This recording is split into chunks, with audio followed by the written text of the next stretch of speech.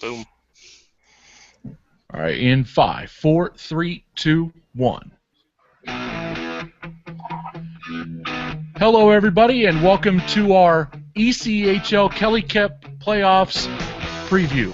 I'm Matthew Harding, joined by a cast of people from around the league here this evening to break down all 8 ECHL quarterfinal playoff series that get going starting tomorrow night, Wednesday night. Manchester and Adirondack will get things going, and all of the series will be gone by Saturday when Missouri and Quad City get underway at Silverstein Ice Centers Arena in Independence, Missouri.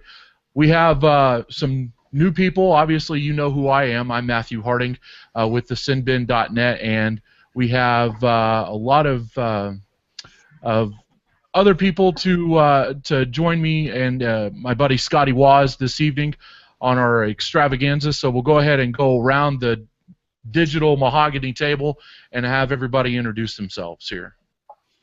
Well, I guess I'll kick it off. Hi, I'm Scotty Waz. You might know me from such places as sinbin.net. That's about it. So yeah, I'm glad to be here. We'll pass it over to, we'll go to the boss man now, Joe. Hi, Joe. Hi, I love Scotty Waz. It's a lie, and you know it. And I'm Joe from the sinbin.net, and I may or may not be wearing pants right now. Perfect. Question of the night. Let's kick it off strong, fellas. All Yes. right. What do you got? I said I may or may not be wearing pants right now. Oh. Ooh. Keep that to yourself. Concentration levels gone. Keep that to yourself. Out the window. Whatever you prepared for tonight is gone. Now, I appreciate you guys joining us for this. It's going to be a lot of fun. Playoff time is here. Most exciting time of the year, and we've got some. Well, I was going to say great minds. We've got a few. Ryan's here. We'll get to him. But other than that, a bunch of hooligans, in my opinion. I resent that. You resemble that. Boy, bunch of comedians are joined by. I guess I'll introduce myself next. Feel like we're at an Alcoholics Anonymous meeting here. I'm Mark Benetti. I'm the Director of Media Relations and voice of the Rapid City Rush out in the West Division of the ECHL. Hi, Mark. Anyway, who else we got here? Andrew, how about you? I'll go. So I'm Andrew. I used to work for the Stingrays, and now I'm covered them here in South Carolina. Beautiful Charleston, South Carolina. It's great. You should definitely come here if you've never been. But yeah, I'm just starting with the Sin Bin, so I'm excited to get going here and get ready for the playoffs. The best time of the year. Let's go. All right. And finally, how about you, Ryan, down there in beautiful southern Florida? Yeah, I'm the Everboys beat writer for Naples Daily News, and I've been covering them for 3 seasons. I'm excited to join you guys today. And we are excited to have all of you guys not only as part of the Sin Bin, but for those of you who work in the league and cover the league, we're thrilled that you guys can join us here this evening. For we'll get into our playoff previews here, and some interesting topics that I think there are a lot of interesting storylines headed into the President's Cup or Kelly Cup playoffs. I'm sorry, and the first is, can Missouri be the first team in the 2000 teens to win a Brabham Cup and a Kelly Cup? It happened, I believe, in the early 2000s, but hasn't happened since. And so that will be the challenge for the newly minted CHL coach or ECHL Coach of the Year. Said the wrong league there for a minute. ECHL Coach of the Year, Richard Maffichuk, and the Missouri Mavericks moving forward. I guess we can start there since they won the Brabham Cup championship, and this is Missouri's first run into the playoffs. They had a 44-point turnaround from last season to this season, and again, we said earlier on Tuesday that Richard Maffichuk was named the ECHL Coach of the Year. They will play the Quad City Mallards, who enter in the Western Conference playoffs with a 37-29-6 record. Missouri went 5-0-0 against Quad City this year. and had, believe, just one overtime game. Now, Missouri has been thin so far at times this season with call-ups and injuries and things like that, but they did get several offensive players back, Tyler Barnes, Carter Verhage, and one more offensive stalwart back from Bridgeport earlier this week. Quad City will be without Zach Pachiro, who led the Mallards in scoring against the Mavericks this season with 2 goals and 2 assists. On paper, this screams runaway win for Missouri, but I'll open up the discussion here and sort of ask, what does Quad City need to do to make this series interesting? And by interesting, meaning win more than one game. Well, I guess I'll go first. I'm somewhat familiar with the Mavericks. This was the best possible matchup for the Mavericks. I think if they get any other team, there may be some questions as to whether they survive the first round, just based on how they've played over the last really 6 weeks. They really have. It's been a while since they've played, have had a dominant stretch of even 3 or 4 games. They seem to click one game and then struggle for the next 3 or 4. But for some reason, I shouldn't say for some reason, the Mallard Quad City does not match up well with the Mavericks at all, and it was evident this season. The Mavericks outscored Quad City 22-10 in their 5 meetings, and it was really a dominant play for the most part. Not having Zach Porchiro will definitely not make their case any easier. Not getting McCulloch back will make it even harder. To me, the only shot that Quad City's got is if they can throw the Mavericks off of their game by playing a physical style and getting just stellar goaltender play. The Mavericks really have, against Quad City this year, have used their conditioning level and their skating ability to bury Quad City in third periods of the games, and Quad City's going to need whether whoever's in net for them to really stand on their head for 60 minutes every night if they're gonna have a shot to give the Mavericks a run for their money. Mark, go ahead and chip in here, because you've not only seen Missouri, but you've also seen Quad City. So in your opinion, what do you think Quad City needs to do to make this sort of a competitive series? I've got to first off agree with Joe. He hit it right on the head. You've got to be physical against this Missouri club, but at the same time, that is exactly what Quad City has known to do in the playoffs. It may be different names. It's the same kind of scenario that the Allen Americans have under Coach Steve Martinson. It's different names. It's the exact same hockey, though. When you're under Coach Terry Ruskowski, it's different names this year. The exact same hockey. Quad City tries to outgrind you for 60 minutes, and they had a lot of success in doing that against our team, and we've been known to have a pretty physical team over the last couple of seasons here in Rapid City. So Quad City mucks and grinds in the corners. They get physical. They finish their checks, and special teams play has to be absolutely critical. Quad City had a great penalty kill within the top 10 in the league towards the end of the season. They can stay good on the PK, and they can bang and crash all night long. It could be interesting. Yeah, I think so as well.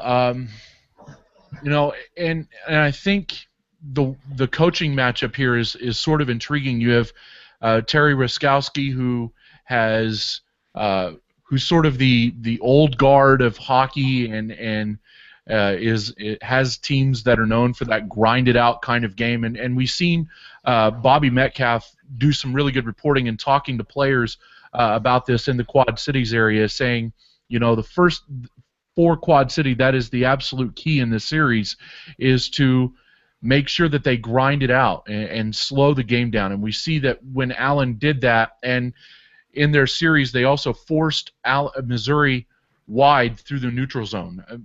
Allen went three across in the neutral zone, which really seemed to play havoc on Missouri. When that happened, the game does slow down for Missouri. So I think that'll be the coaching matchup that we see initially, is how does Missouri sort of fend that off, and what kind of success do they have with handling the physicality that Quad City has. The other question I have here is can without goaltender Steve Mahalik, who's going to be apparently on the Minnesota Wild's playoff roster, can Brody Hoffman and PJ Musico carry the load and steal a game or two against the Mavs? Getting to me, the play of their goaltenders, I thought Musico played incredibly well a few weeks ago in a 5-2 Mavericks victory. His defense didn't do him a lot of favors. So if they can tighten things up on the defensive end, and I don't mean deep in the defensive end. Matt, I think the point you made about Allen going 3 across was really good, because at times when the Mavericks struggle to get things going offensively, they struggle transitioning the puck out of their own end through the neutral zone, and if Quad City can disrupt what the Mavericks are trying to do in the neutral zone, it will only do, whether it's Hoffman or Musico, a ton of favors to them in shutting down what the Mavericks are trying to do. They try to stretch the ice, they try to play quick, they try to play fast up the ice, and the teams that have played well against the Mavericks and really handled the Mavericks this year are teams that, one, like Mark was saying, have physically dominated the Mavericks, and two, teams that have really controlled the neutral zone. So to me, that's what I'll be looking for. If the Mavericks, win this series handily, it'll be because they won they won the neutral zone. They did what they wanted to do, coming out of their own end and setting up their attack. Getting a guy like Carter Verhaeghe back is huge for the Mavericks. A lot of inconsistencies on the offensive side of the puck, especially since Jesse Root went down for the season. So to get a guy that we saw him for a brief stint here earlier this year. He is a guy that can take over games and can really create opportunities on the offensive end, much like Jesse Root did when he was healthy. So I'll go ahead and open it up to everybody here, and if you want to, you can make a pick on this. I'll go ahead and say that I think Missouri will win this series in 5 games over the Quad City Mallards. I don't really have a dog in the fight or any of these fights. So Quad Cities, I think if they had Steve Mahalik back in net, it would be a different story. But it's just not. I think the goaltending situation after Mahalik is a little thin back there with Brody Hoffman, who's going to get a lot of experience playing playoff hockey, and Musico as well. But I think it's going to be just too much in the end. Missouri has way too much to prove. They have the stigma of 2 years ago when they won the Central Hockey League regular season title and then fell flat on their face against the Arizona Sundogs. So I think Missouri's going to come out there and kind of exercise those demons, and I say Missouri wins in 5 games. And it could very easily be a sweep. I'll tell you the same thing I told our buddy Bobby Metcalf the other day. If Mahalik was here, I would say Mavericks in 6, because I think he would have the ability to steal a game or two for the Mallards. Without him, I'm with you, Matt. I said Mallards in 5. Or, excuse me, Mavericks in 5. Oh, man. Oh. I'm logging out of Twitter immediately. Well, that was a slip of the Missouri tongue. Wow. Mavericks All in 5. Well, now that we got that one out of the way. Nice. I too think that the Mavericks will take the series. I'm going to give Quad a little more pump there in their tires. I'm going to say they're going to last 6. The Brody Hoffman, when he is hot, he is good, but he is young, and Missouri is extremely skilled. So, yeah, I mean, there is a decent chance they could pick him apart, take advantage of that youth, but Mavericks in 6. Anybody else want to weigh in on that? Sure, I got it. I don't have a whole lot of knowledge of the series here, but I got a feeling that Missouri is probably going to take it in 5. I really like Matt Tkachuk. I was a big Stars fan, so I think he'll have the boys ready for it. But I mean, I'm a Caps fan, so I mean, I know the struggle of winning the league and having that pressure's there. But I think they're going to take it in 5 games. And Scotty, you care to give a prognostication about our opening round? I blame this computer error on Quad City completely, because the Quad City DJs were a band that was not leave me alone. So if I can pick Missouri in 3, I could, but I'll pick Missouri in 5. All right. Ryan? You gonna stab at it here? I'll jump on with consensus. I think it's probably going to be Missouri in 5. All right. All right. Well, let's go ahead and we'll move on to our friends in the Eastern Conference, and we'll talk about the opening round series there between the Toledo Walleye, the Eastern Conference regular season champions that finished with a record of 47-20-5. They will play the 8 seed Reading Royals 36-26-10. And if it weren't for a last loss on last night of the regular season, Reading could be seated much higher, but that 5 through 8 slot there in the Eastern Conference was a real dogfight all the way to the end. Toledo comes in winning its second straight North Division title. This is also their second straight Eastern Conference title. They were the Brabham Cup winners last season and finished their season in triple overtime last season to the eventual Eastern Conference champion South Carolina Stingrays 1-0 in triple overtime. Reading comes into the postseason with a 20-11-3 record away from Santander Arena. And the two teams met in January at Santander Arena in Reading, PA, and Toledo won both of those games. So I'm kind of interested in seeing what our Eastern folks think about this series, because for me it seems like a contrast in styles here, where Toledo really likes to get up and down the ice. Reading likes to slow the game down, much like Quad and Missouri on the west side of things. Go ahead and I'll turn the floor over to our Eastern Conference guys and see what they think about this series. Well, I've seen both teams play a few games over down in Florida here, and Reading is a solid team, but I was blown away by the way that Toledo can play, and I haven't seen another team like them all season. So if they can stick to their style and not get thrown off by it being slowed down by Reading, then I think they should just run away with it.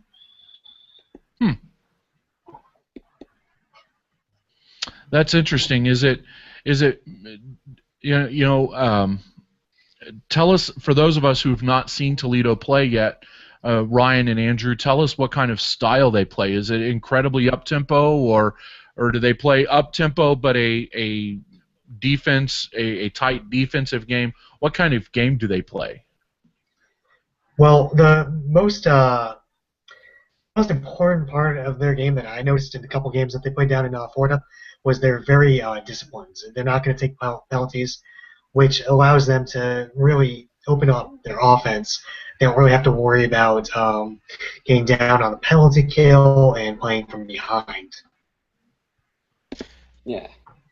I think they can really rely on, they have experienced guys. I mean, they have Jeff Blair back, and their leading scorer, Shane, honestly, I don't know how to say his last name, but he's their leading scorer. He was there with them last year when they went to the conference finals. So they can rely on that experience, and I think they'll have a pretty good shot at going, as far as they did last year, if not further, because they have that experience and they have those guys that have been there and that have been through the battles. I mean, that was a tough series against the Stingrays here and back and forth. So, they have the chance to go far, I think, where they play. I think one of the big things that's going to hold up Reading, too, is the fact that they've had so many injuries, and they haven't been able to get a full chemistry, and Larry Corville has been only able to do so much with the people he's gotten. I think that's really going to affect the Royals as well, and I think, Toledo, like Andrew said, a lot of their core guys are back. It seems that they just keep on rolling. I can't see, unless they're, by the grace of God, something happens to Reading where they can get it done. I just think it's a little too much for them right now. I look at their roster, and the one move that I think is really going to hurt them offensively was trading Robbie Zarnik to Norfolk for Michael Pellich. In 13 games since the acquisition from Norfolk, Pellich has only put in 6 points. So to me, if you're going to bring in a veteran like that who's been through the battles in the playoffs and and sort of knows how to get it going, he should at least be chipping in offensively. And Pelic is not doing that. Again, 13 games played, 2 goals, 4 assists, and is a -4. And on a team that has as many offensive holes as it has, Pelic should have been able to fit right in. So that trade, Zarnik for Pelic, really seems like a head scratcher to me at this point, and maybe what possibly could be the undoing of the Reading Royals in this series, because I think you needed a player like Robbie Zarnik to stretch the game a little bit, and if for nothing else, just some added offensive power in that lineup. So, yeah, anybody got anything to add there or no? I think I mean, it's one of those things where you think a trade's going to look good on paper, and then you realize it's not played on paper; it's played by little men in our computer screens. Right. So, you want that offensive push, and they're just not getting out of it. And that, like you said, it's going to be their undoing, first and foremost, when as well as just not getting a lot of things out. And Toledo's just a good team, so it's going to be. And they have a chip on their shoulder as well in Toledo. They got so close, and then had that thriller in Game 7. And next thing you know, they're out on their arses, and now it's time for them to get it back. And I think they have a little bit of a like I said, a chip on their shoulder to get back there. Yeah, I think they do as well. So it'll be, like I said, it'll be interesting to see how quickly Toledo takes care of business in this series. I'll lead off our predictions, and I'll say that Toledo, again, wins this series between them and Reading in 5 games. To me, I think Jeff Lurig, it doesn't matter who you put in net, Jeff Lurig or Jake Patterson, they're going to be stellar in net, and Toledo has way too much depth. I'll say they win in 5 games. Yeah, I like it, something like that. I'm going to go one last game. I think it's going to be a clean sweep. Lurig is great. Shane Bearspatch has been amazing this year, and it seems to have Reading's number. So I'm going to go clean sweep for the Walleye. I'm going to go with Toledo in 5 as well. Oh, sorry. Toledo in 5 for Andrew. Ryan. I don't see Toledo losing this, but I do think Reading's going to fight. I'll say Toledo in 6. Ooh.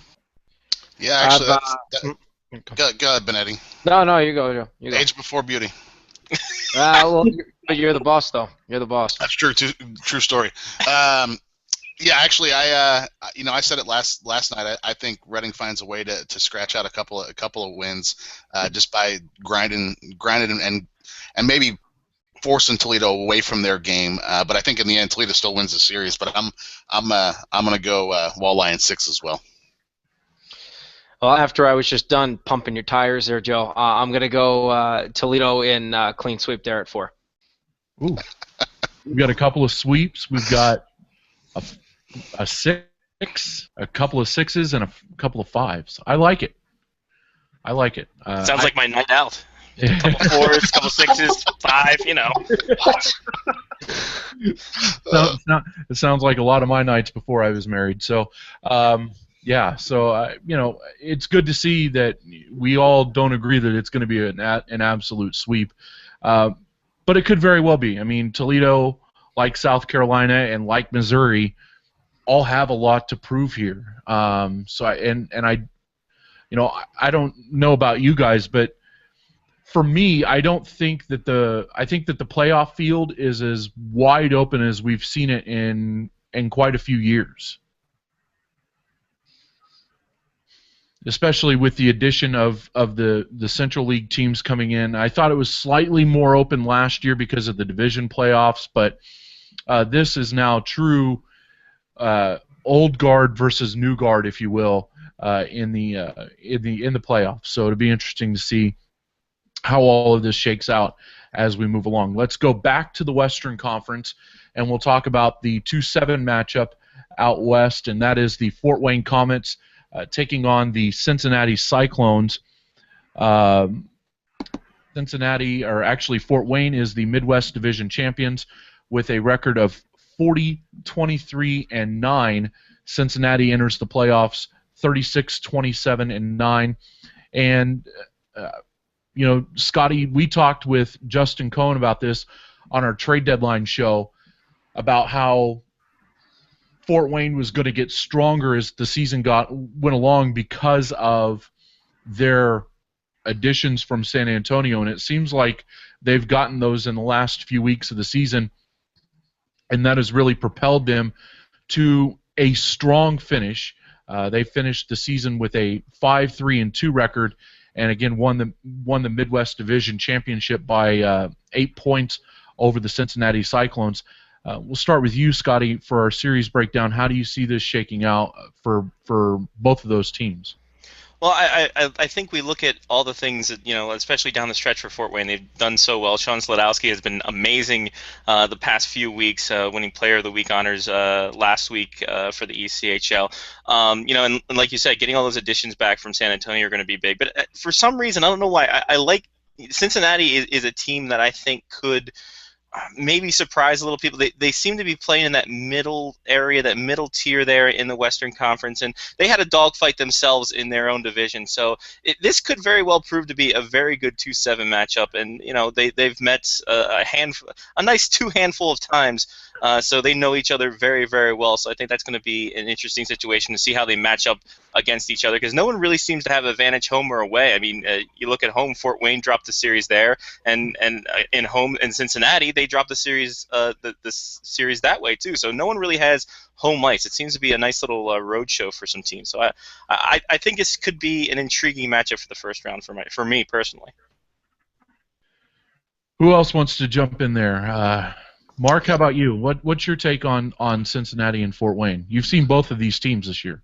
Actually, we haven't seen Cincinnati, but we have seen Fort Wayne. Yeah, we played Fort Wayne 4 times this year, 2 on the road and 2 at home, and that is a team that just flat out knows how to win a face-off. And as Coach DeSantis over here likes to say, the game of hockey is 90% puck possession. So Fort Wayne does a lot of dictation with the puck because they can win it in their face-off dot. There was a comment made earlier about Sean Zidlowski, what an unbelievable hockey player he is.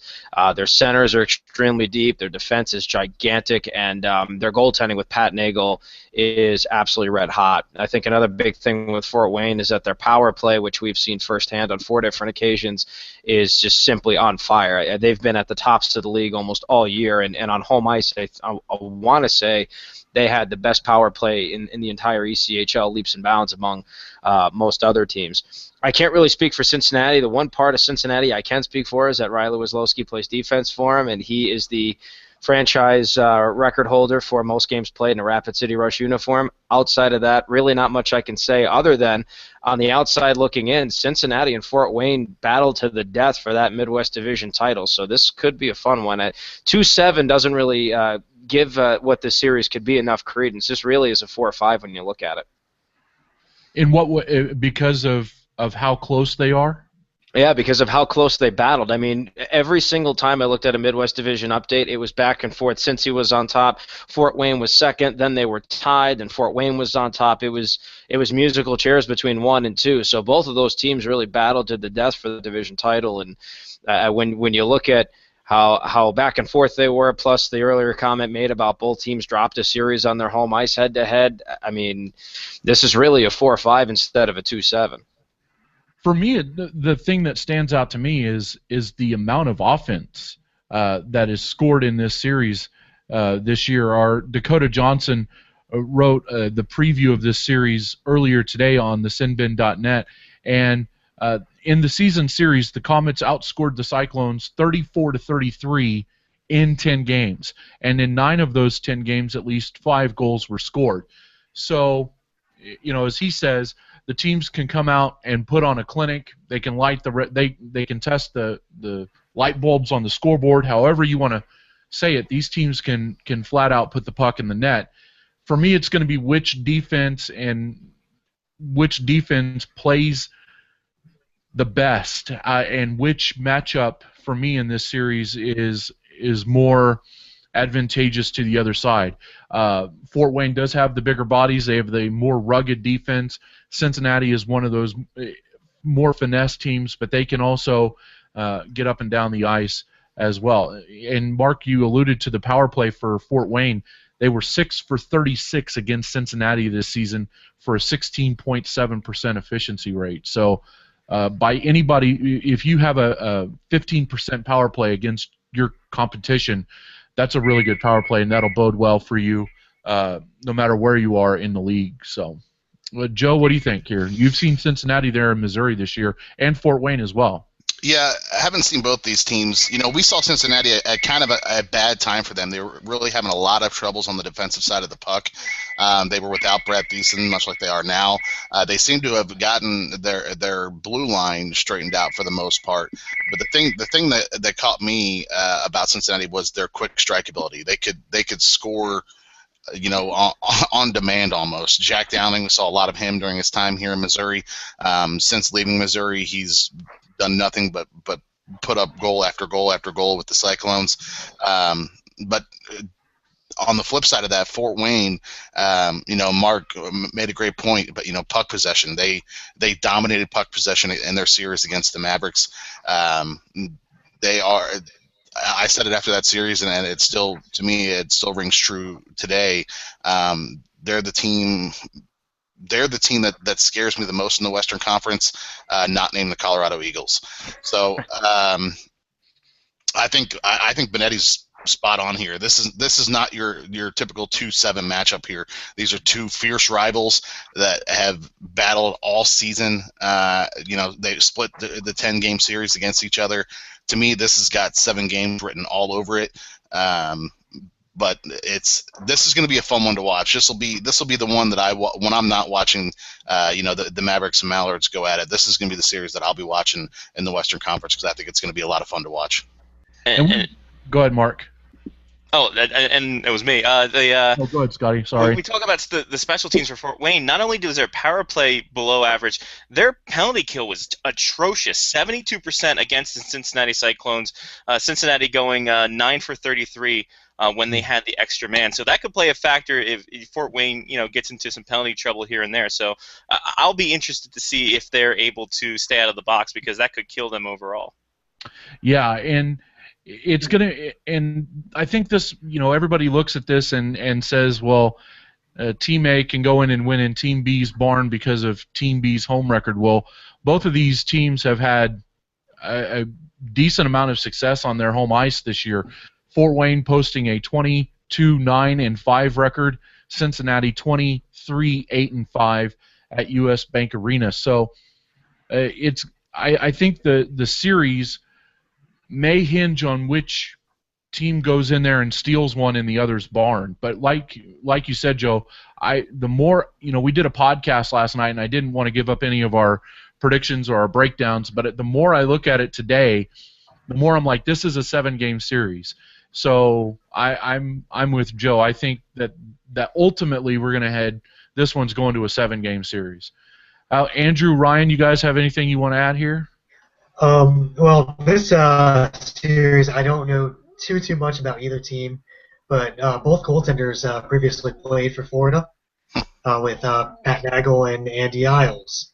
Mm-hmm. And Andy Isles is, as many people probably know, is small guy, but he's very scrappy. And when he gets hot, he's almost unbeatable. So if he can just turn it up and play playoff hockey, I think he could turn this into a 7-game series. And that's a good point. That's a good point as well. Andrew, go ahead. Oh, sorry. And one of the guys on Cincinnati that I really like is Jack Downing. He used to be he was a Stingray here for a little bit. I think he will be a bit of a difference maker for Cincinnati.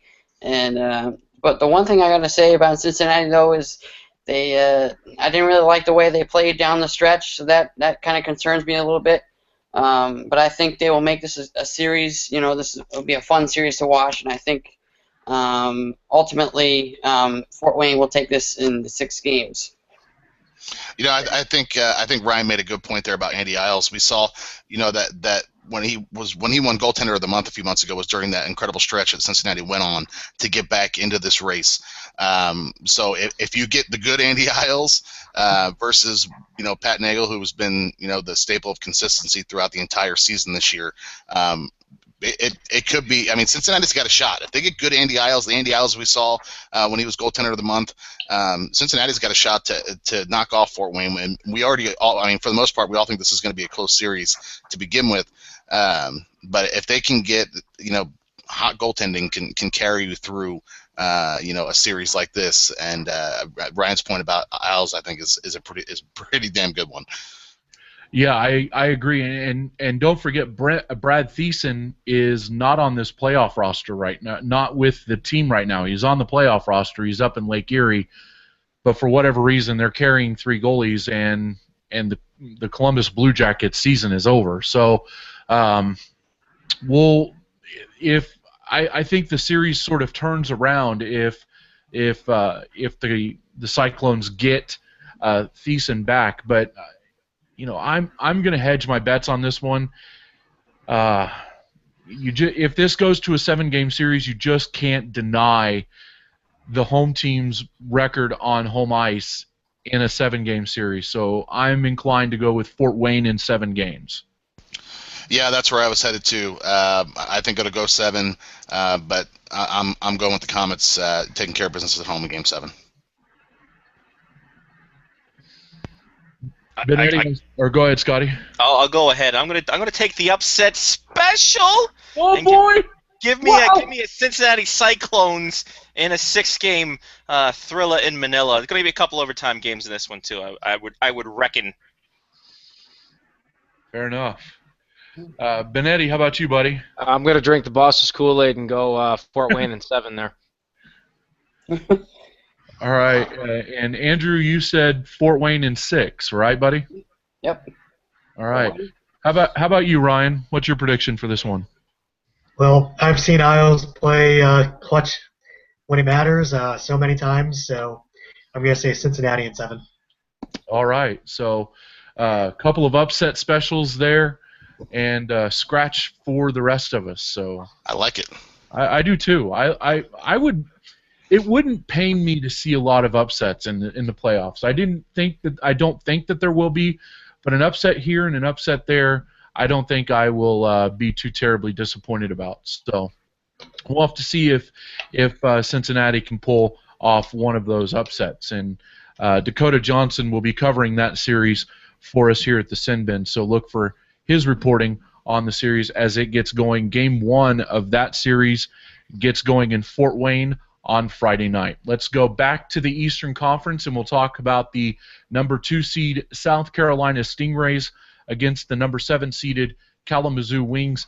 This is a matchup of the 2 hottest teams in the ECHL. South Carolina has not lost a game in regulation in the last 15 regular season games.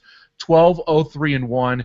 They enter the playoffs 8-0-2-0 in their final 10 games. Kalamazoo I've run out of words to describe Kalamazoo. They are 9-0-1 in their last 10 games of the regular season, coming from 11th or 12th in the standings to get all the way up to 7th, and they needed a win in Toledo final night of the regular season to secure their berth in the Kelly Cup playoffs. It's the Kelly Cup, not the President's Cup playoffs. So they got in by a final night victory over the Toledo Walleye. The interesting thing about this series is that it will actually be opening up in Kalamazoo. The first 3 games of this series will be played in Kalamazoo Friday, Saturday, Monday, and then the scene shifts to South Carolina for Game 4 on Thursday, 5, 6, and 7 if necessary on Saturday. Apparently the Stingrays have a circus in town this weekend, and so that is why the series will open up in Kalamazoo. We'll start with our guy who is writing for us from South Carolina, Andrew Gallant. And Andrew, what's your read on this series? We haven't played Kalamazoo all year. We haven't seen them this year. But I can say that we are there is really some concern about starting on the road. I mean, the Stingrays did have 23 wins on the road, one of 4 teams in the league to do that. So that shouldn't be a concern. And one of the advantages that the Stingrays have this year, as opposed to the last year's team, is they have 2 solid goalies now. They have a 1-2 punch. Whereas once they lost Adam Morrison to injury last year, They really just had to rely on Jeff Dekaitis, and I think that by the time it was Game 7 in the Kelly Cup Finals, he was really exhausted because he was playing, every game. And now they've got two goalies who played at least 32 games apiece, and Mark Dekanich and Vitek Vanacek. I mean, the Capitals have been a great support for Vitek. They have sent Ole Kolzig, their developmental coach, down and to work with him, and their associate goalie coach Scott Murray. So they've worked a lot with VTech, so he should be ready to go if they decide to go with him. So they have that 1-2 punch, and then they also have the best penalty kill in the league. They've been killing a lot of penalties, and when any opportunity they got, they can kill it. And the defense is really solid. They have guys like Joey Leach and Bobby Shea. They're as solid as any guys in the league in the blue line, and they're not afraid to drop the gloves if they need to. They benefited from Caleb Herbert. They just recently sent him back down from Hershey. He was one of their top guys. They have returners Derek DeBlois from last year's Kelly Cup run. He was the fourth leading scorer in the ECHL in the playoffs. So he has been a huge benefit. So their top six is really solid. And we look at Kalamazoo. You have Joel. They've only used two goalies all year. I mean, so Joel Martin. He's played 64 games, which is insane. So he's been pretty good for him. He's helped them. He's led the league or led them into the playoffs. I mean, he was the ECHL goalie of the week for the 8 times his career, which is a record. So they have some solid goaltending. But I mean, I think if the Stingrays can jump on Joel early on in the series, they'll have a chance to really take control of the series, even though it's on the road. I don't think that concerns them at all. They can really beat you in any way they need to. They've come back from three goal deficits to beat teams. So I mean, there's really a lot of options for the Stingrays to take control of the series, to score goals, and if they advance another round, I mean, they potentially can have Andrew Rowe back, and because he's on the eligible list. So I mean, if they get him back, I mean, they'll be more deadly than they already are. So I mean, there's a lot to look at, a lot of weapons on the Stingrays to beat you with. So it'll be a tough series for Kalamazoo to take, even if they're starting at home. Ryan, you saw rather a lot of South Carolina this season, being the Everblades beat writer down there. Tell us a little bit about what Florida has done over the course of that season series to really mitigate the offensive firepower that South Carolina does have, because it looks like they have offensive depth throughout that lineup.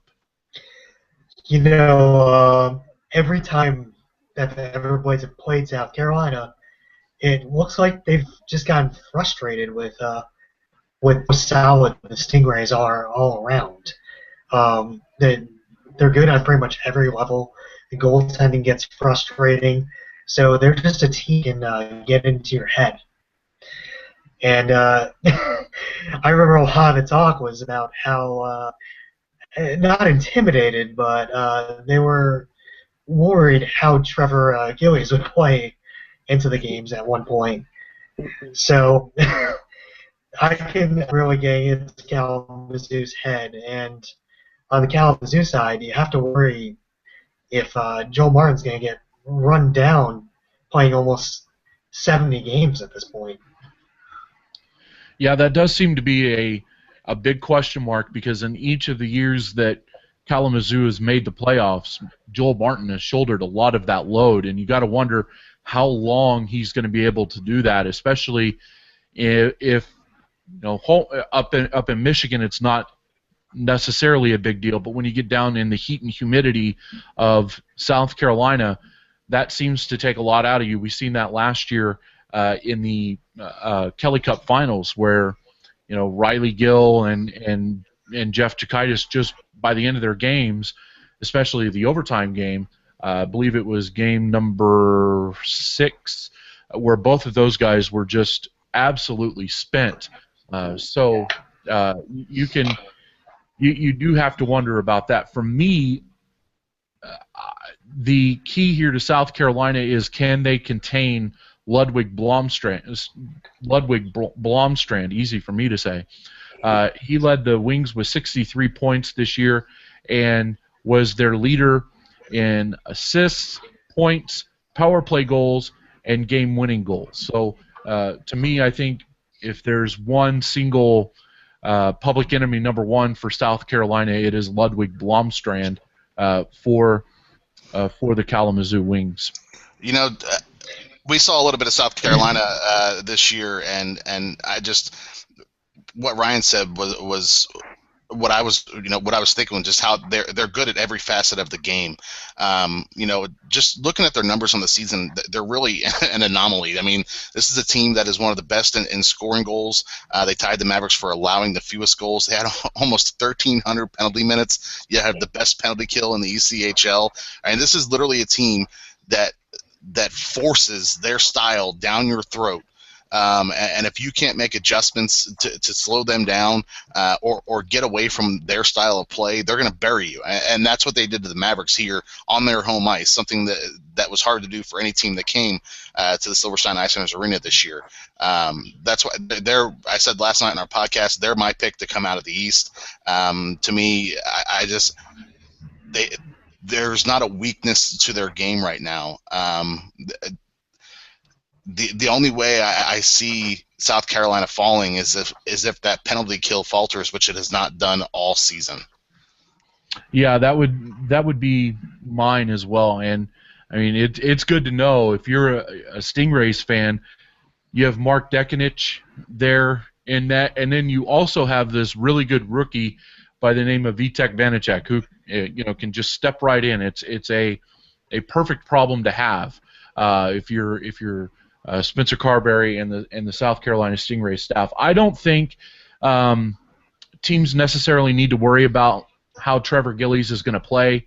I think he's more there for helping the team and improving and being a bruiser, but not necessarily the kind of guy who's going to go be the enforcer that he was when he was playing up in the National Hockey League, and you've seen him go in and fight 5 Pittsburgh Penguin players at one time. I don't think that is the same Trevor Gillies now as we then. I don't think that's the same Trevor Gillies that we're going to see in the playoffs. So I think he will be an asset to them moving forward, because I think he's been through the grind enough and can still help this team improve. Ryan, you got anything there that you want to add?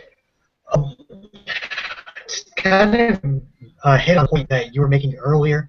Kalamazoo really kind of relies on 2 guys with Ludwig Blundstrom or Blundstrand. Can't say that name, but and It rolls right off the tongue. It really does. So what worries me about that is they're 1 or 2 injuries away from being in some serious trouble against such a solid team. Yeah. Scotty, Mark, you guys got anything? No? I just want to say that, if we got Ludwig B. Doggy out there, I think, he's going to get tired out soon, because Spencer Carberry knows how to, target in on the other team's best player. He's going to go ahead and do that and make sure that he is neutralized as much as possible, and that could very well be the end of Kalamazoo if they can't get somebody else or have a deeper offensive talent than that. Yep, I completely agree. So let's go around the horn here, and we'll start with picks. Scotty, we'll let you go first. Even though, I'm trying not to be Homer, as the Capitals are my team, and I've had a long-suffering relationship with every one of their affiliates, but I will take South Carolina in 5 games, because I think that they're just too powerful, rolling, 4 lines deep, and I think they just have every single part. And you would talk about Chippewa and Shoulder. I talked about Toledo earlier. I think South Carolina tasted what it takes to get to the Kelly Cup final, and they want to take it home this time rather than lose to the Western Conference. So South Carolina in 5 to start with. I'll go South Carolina in a clean sweep here. To Scotty's point and to Ryan's point, how Spencer Carberry just needles in on your one guy who's the best thing about your offense, and we're just going to take him out and we're going to let everybody else come up and sort of fill that gap. That remains, if they can do that and they do it early enough in this series, I think South Carolina runs away and hides. I think South Carolina sweeps Kalamazoo for rip. I'm going to go. I'm going to pick Kalamazoo to win Game 1 in a close game, 2-1, maybe in overtime. Kind of riding that hot streak out at the end of the year. A lot of emotion, first game of the playoffs at home. But then I think South Carolina just stomps on the throats of Kalamazoo, and it wins 4 straight. I'm picking Stingrays in 5. Kind of the opposite of that. I think if South Carolina can win that first one, Kalamazoo doesn't have a shot, and it's just going to be a clean sweep from there. Mark? I'm going to take South Carolina in 5. And to kind of echo the special teams points that everybody's been making, South Carolina was only one of 3 teams to be top 10 in both power play and penalty kill on this season. So the goaltending matches up well. I think special teams are just going to run off the handle. So South Carolina in 5. And plus, I am a Gamecock graduate, so I have to go for a state that housed me for 4 years. So let's go Stingrays. Go Rays. All right, and Andrew, how about you, buddy? Yeah, I think I'm pretty sure that I think Kalamazoo is probably going to steal one of these games, just one.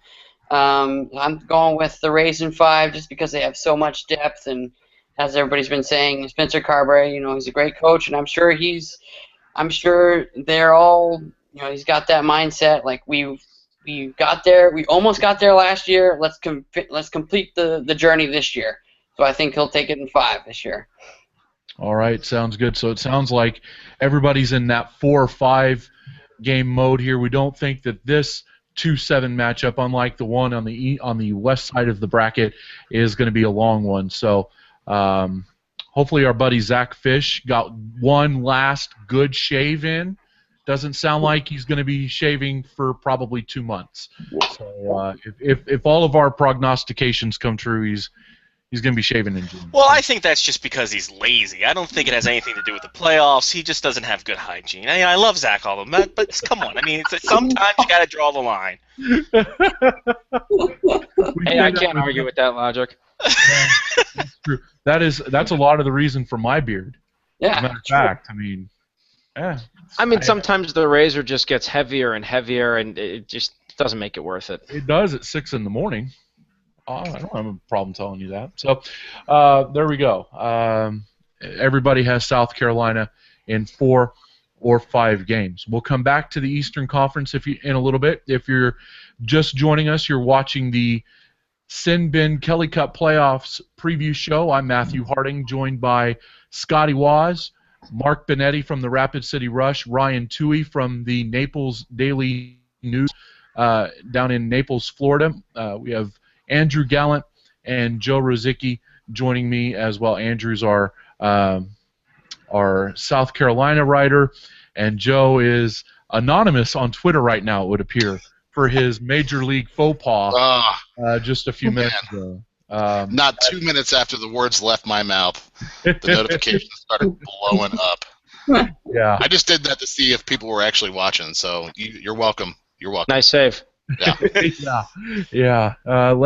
Let's continue our previews and go back to the Western Conference, where the number 3 seed Colorado Eagles and the West Division champions will take on the number 6 seed Utah Grizzlies. And Colorado won this game won this division actually on the last day of the year in Alaska, when Alaska played a 45-year-old emergency backup goalie to, I guess, honor him in some way. I haven't really read the backstory on that, but they did play a 45-year-old emergency backup goalie for the entire game, as I read. So Colorado won that. Idaho lost earlier in the evening to Utah, so it sets up this 3-6 matchup out here. This is Colorado's first division title in their 5 seasons in the ECHL, and Colorado and Utah has qualified for the playoffs for a ninth straight year. And last year they made it to the second round of the playoffs before they were dismissed by the Ontario Reign, I do believe, as they went all the way to the conference finals last year against the Allen Americans. Mark, since you are the person most familiar with both squads, go ahead and give us a breakdown of what Colorado does good and what Utah does really well as well. You've seen both of those squads quite a bit this year. Oh, absolutely. A total of 24 times, 12 for each team. We actually just saw Utah the season closing weekend, and we split with the Grizzlies. So we had a chance, Utah had a chance to still go for that West Division title that you were talking about the last 2 games of the season, and because of Spencer Pommel's hat trick and a 5-2 win, we denied them of that opportunity to accomplish that task. You have to give all the credit in the world to Colorado. They are absolutely, as my former color partner Danny Tatro once put it, on fuego. They are on fire. They've taken points in 9 out of their last 10 games, and they can do just about everything. They can penalty kill.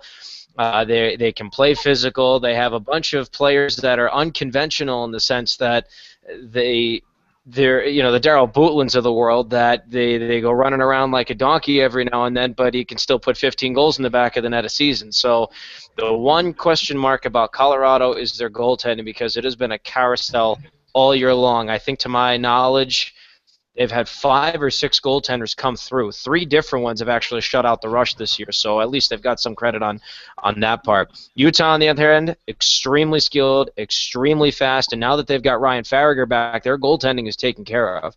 Marco Wuya, also a great choice, too, for former 2-time World Junior Championship medalist, so with Team Sweden back in the day. So their goaltending is pretty solid, but Colorado is just way too physical for this Utah club. So it'll be interesting to see how that goes. Plus, you factor in how red-hot Colorado is.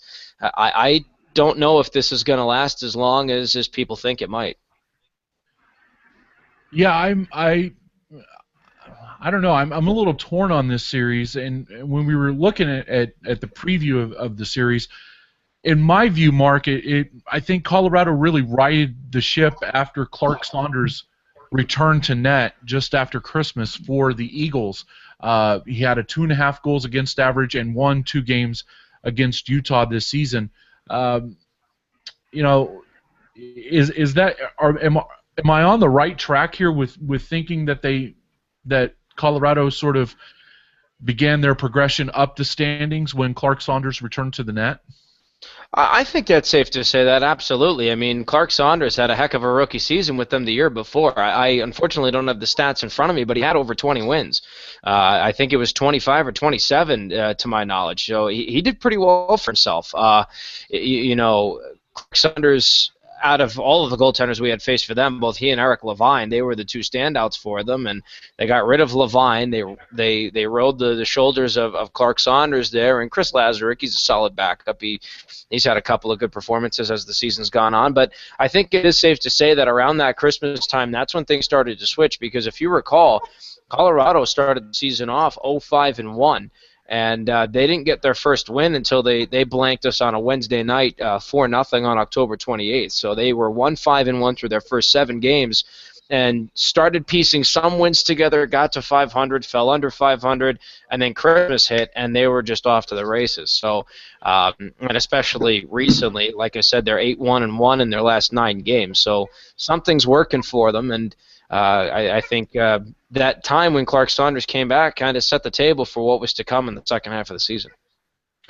Joe, let me ask you this. Do you think that Colorado, as Mark alluded to a little bit ago, do you think Colorado's physicality is enough to stop the deeper nature, the deeper offensive side of Utah in this series? It's a good question, and I'm really intrigued by this series as well. I think Colorado does a lot of things like South Carolina does, where they kind of impose their style on their opponents. However, they're not as strong, they're not as well rounded as the Stingrays are, to where they can play with that sort of reckless abandonment and get away with it every night.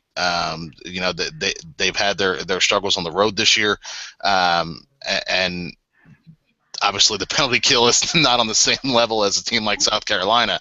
So there's a few more weaknesses to that Colorado team.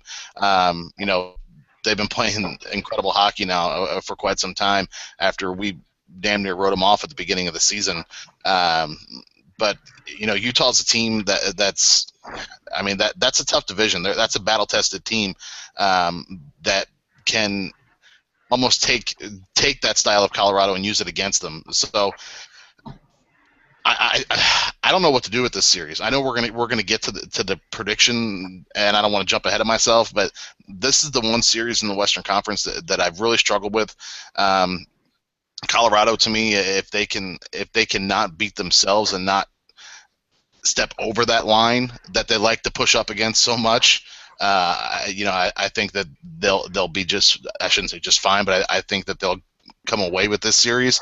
But there's a lot of intrigue with this series, and a lot of it has to do with the fact that this division came down to the wire between three teams, and Colorado really just took off over the last few months of the season. So Colorado's got to walk that line, but not fall off the edge to where they're a detriment to themselves, essentially.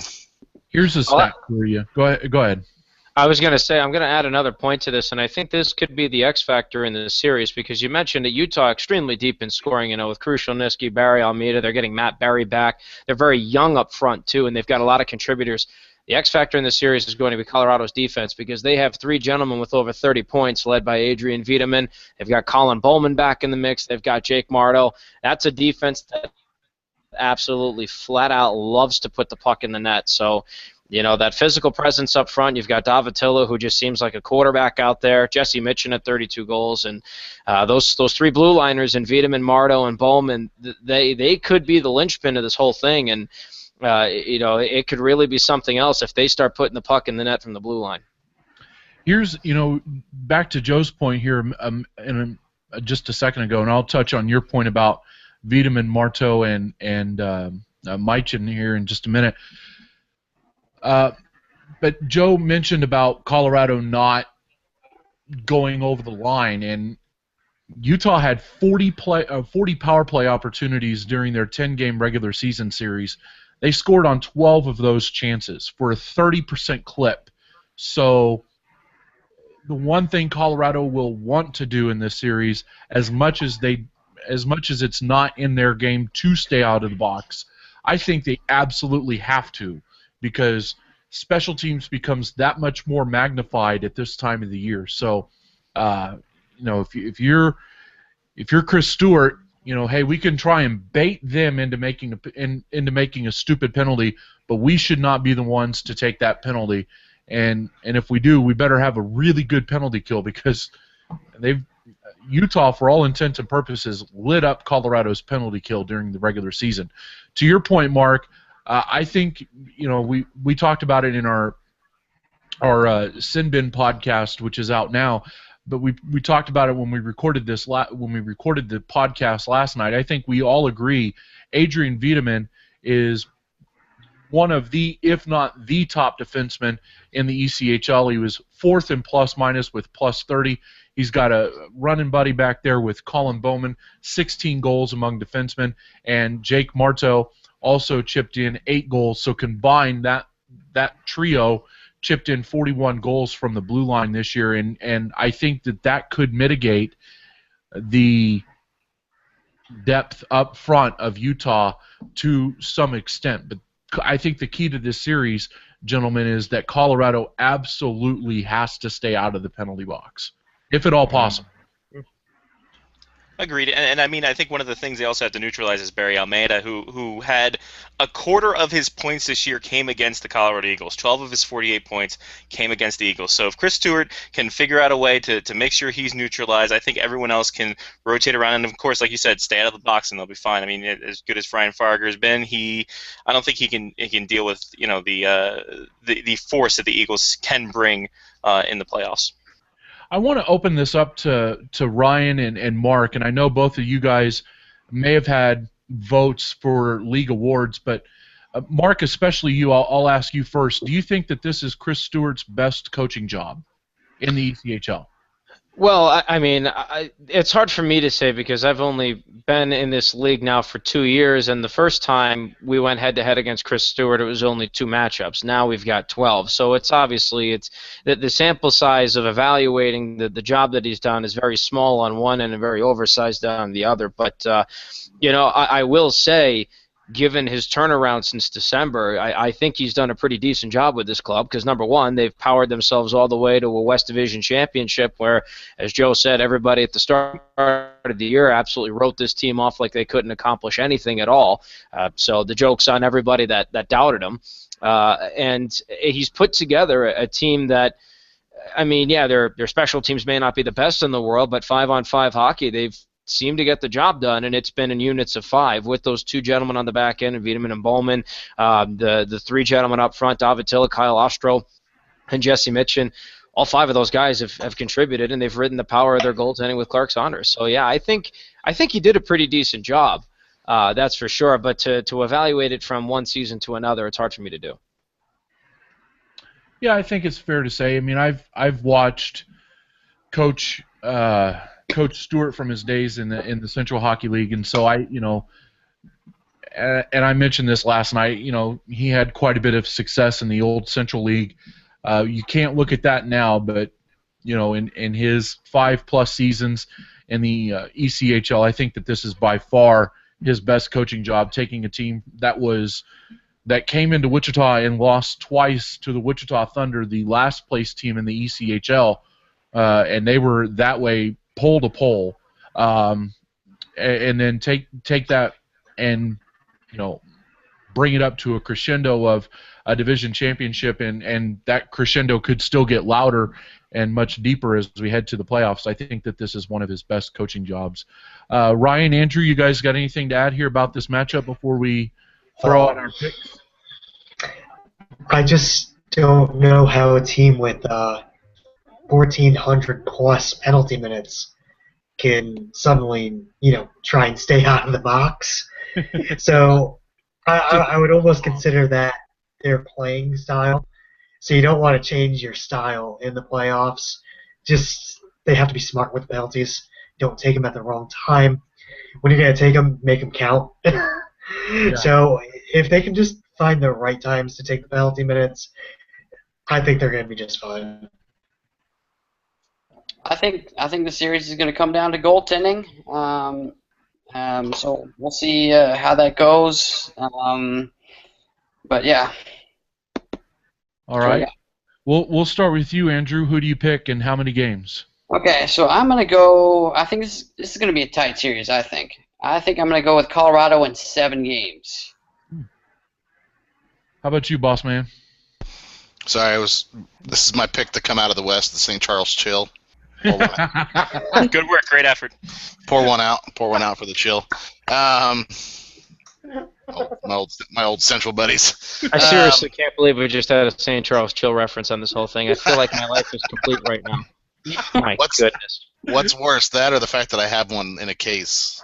Remind me sometime in this conversation, probably towards the end, I have a very funny St. Charles story. Just remind me that I've got it, but we'll continue with the current subject matter at hand. All right. To my credit, it's Bobby Hull signed the puck. So, anyway, yeah, I still like Colorado. I think it'll be a tough series. I think it's going to be a physical series, but I think Colorado. I think they're able to stay out of their own way enough. I'm taking the Eagles in 6. Benetti, how about you, buddy? I'm going Eagles in 6. And I one more stat to present about this. You talk about Clark Saunders and what he's done since he's come back. Clark Saunders is 14-5 on the season in the games that he's played. Ryan Farragher, on the other hand, started the season 8-0. The Rush handed him his first loss, and since then he went 16-13-4. So decent body of work for Clark Saunders. Not saying Ryan Farragher is completely out of it just because he's barely around 500, but he had that hot start. He got called up a couple of times, so I'm sure that played a factor. But if one more goaltending note for everybody, if they wanted it, that's what you've got there. So I've got Colorado in 6. Ryan, how about you? I've got Colorado in 7, but I wouldn't be surprised if it went the other way either. All right, Scotty. The Eagles were my preseason pick to go out of the West, so I have to stick with them. And that mostly was a pick because I'm such a Clark Saunders mark, because he's a UND grad. So I'm going to pick Eagles in 6. He also played 2 seasons at UAH for the record. Just Yeah, keep in mind no, that, too. he said he loved it down there, so you got that going for you. Good job, Alabama. I think if Colorado can get depth scoring from players like Johnny Lazo, Kyle Kramer, Everett Sheen, to go with Trent Davatella, Jesse Mitchin, I think Colorado has a great chance of winning this series, knowing the kind of goaltending that you're going to have on the back end with Clark Saunders. So it's a push, especially if Colorado can get that depth scoring that Utah has in spades over Colorado, it would appear. But I'm going to go with Utah in 7 games. I think that they go in there and they pull the stunner in Game 7 and knock off the home team. So I will go Utah in 7 games to move on to the Western Conference semifinals. So there you go. And we got one more series left to go in the East, and we will or West, and we will flip back to the East now. The series that Ryan is going to be intimately familiar with here by the time they drop the puck on Friday night. The Florida Everblades taking on the Wheeling Nailers. This is the 4-5 matchup in the Eastern Conference, and this is the 17th time in Florida's 18 seasons in the ECHL that they have reached the playoffs. You talk about stalwarts in the ECHL, and you can bank that Florida and South Carolina are going to be in the playoffs every single year because both of those franchises have made it all but one, and Florida had the only time in their franchise history where they didn't, in both those franchises' histories, where they haven't made the playoffs. So, Florida has a lot of brash young talent. Matt Willows, ECHL Rookie of the Year. Anthony Peters, who finished 4th in the race. I can't recall there being 2 teams with Rookie of the Year candidates finishing in the top 5 in that voting. So, both Florida is very young, and it sounds like in reading some of Ryan's reporting and some of the Florida Everblades news that came out on Monday, it sounds like, Ryan, that team loaded up with players coming back down to them from the American Hockey League.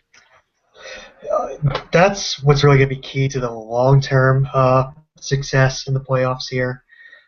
Charlotte, the Packers in the AHL, they're on the verge of the playoffs. They're holding down the 8 seed right now.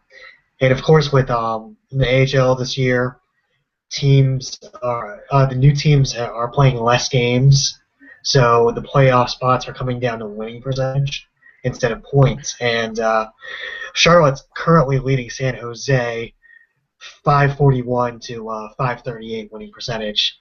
So we're really waiting to see if we're going to get 4 of our AHLers back. And if that happens, this team could be in it for the long haul.